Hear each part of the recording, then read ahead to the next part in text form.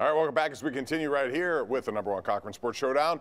Andrew brought up Steven Nelson. So, Colin, I want to ask you this because they're going to lose Steven Nelson, which means arguably four or five starters from a defense that was pretty good, at least in the regular season, won't be there. Did they choose Nelson over Hayden? Did it come down to that choice? Because Hayden has, he's older and he has 1 year left. Why that choice? Well, they chose Hayden over Nelson is what you were saying. I think they did Steven Nelson a favor by cutting him loose a year early, and they weren't going to be able to afford him long term.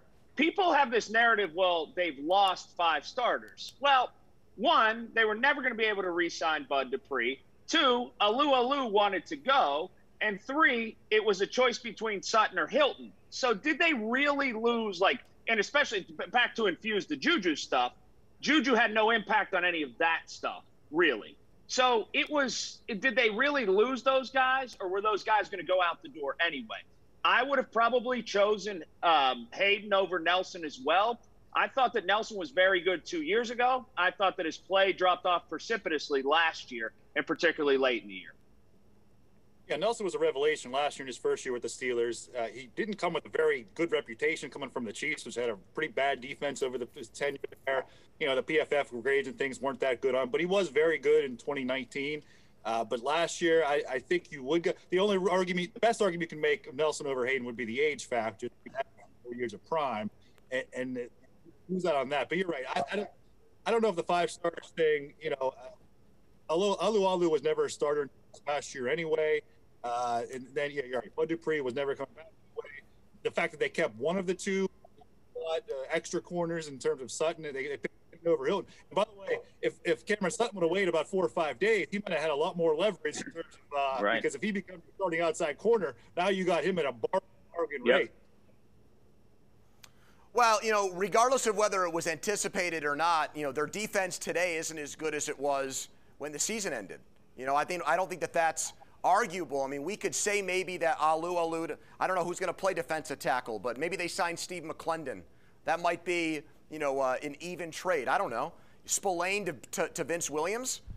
I mean, Williams, I hear all this talk about the intangibles that he brought to the team, and you do play the Ravens run first offense and the Browns run first offense twice a year in your division. So, I don't think they're as good. Now, I would have, to Bob's question, I would have kept Hayden over Nelson too. Now, is there a risk that Hayden at 32 years old falls off a cliff? Of course there is. Go look up Darrelle Revis's career numbers. He was done at this point. But I'd rather bet on Hayden than Nelson. What I'm still disappointed in, I wish they had found a way to keep Mike Hilton. Because to me, he's the type of guy that takes a good defense and makes it great, because if you're an opposing quarterback, you have to worry about what he's going to do on every play. He might blitz, he might drop into coverage, and with all the great pass rushers the Steelers already have, Bob, I thought that was a secret weapon that was a big X factor for them. All right, so now the Steelers have this problem. That is, they know they need a lot of help on offense. They're going to dedicate a lot of their draft, Colin, to offense. Yeah. But at the same time now, all of a sudden, they got these defensive problems. So what do they do here? There's still some free agent time left. They still have money to spend. How would you go about solving both of these problems, or could you not do that in the same year?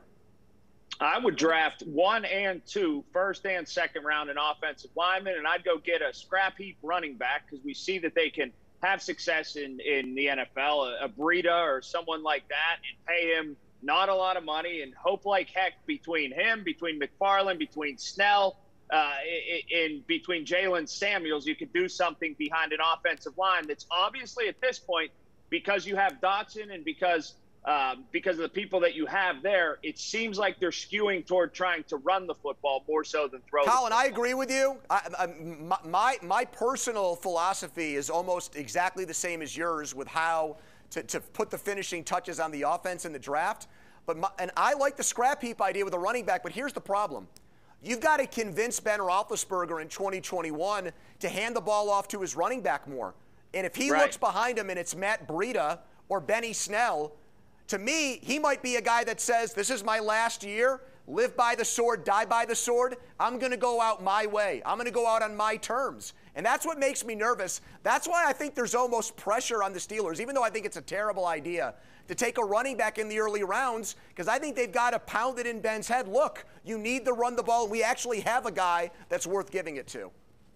And this is where it's the Juju signing frees them up. I think the Steelers couldn't help themselves. They took a wide receiver in the middle of the second or third round 4 years in a row, in the top half of the draft 7 years in a row. This is what they do. They almost can't help themselves because, as I referred to earlier, all these colleges have burnout wide receivers. And they put first-round grades on these guys. They're there in the late second round or third round to the Steelers anyway. They're first-round grade, so they have to take them. So they're taking wide receivers year after year after year. You can finally now kind of cross that off the to-do list. You don't have to, they better not take a wide receiver, at least not in the first 4 or 5 rounds this year for sure. And therefore, you can look at other places you can address. You've got to rebuild the offensive line. I do think they will take a running back in the first 2 rounds. I think that's just something that you keep beating their head against the wall these last 3 years. Bad running games. And we could sit here and talk about running backs. Chris, what if the Jets? What if the Jets take Harris? Middle rounds, they don't turn out. So you can't find running backs. What if the Jets take Harris right before the Steelers? What do you do then? What if Harris goes off the board at 23? Then what do you do? You reach for one?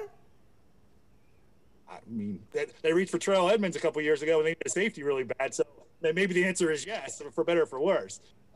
It could be the second round too. This is why they get paid to have contingency plans and make sure they do it. And I think, especially with the new coordinator, I think they're going to try to get a stud running back. I mean, again, I know it's a trendy thing to do to say running backs don't matter or whatever, but the Steelers have tried this middle round thing 4 years in a row, and they're not getting their bell cow every down, star running back. And before that, they had one of those. They took in the second round, and it was in the mid-second round. So we got to go to a break. When we come back a little bit later, we'll talk about the Belichick signings, all of them. So much guaranteed money given away. But next, we're going to talk about the Penguins, who gave away some points against a team they really needed to capitalize on, and some of their problems moving forward. That's next, right here on the #1 Cochran Sports Showdown.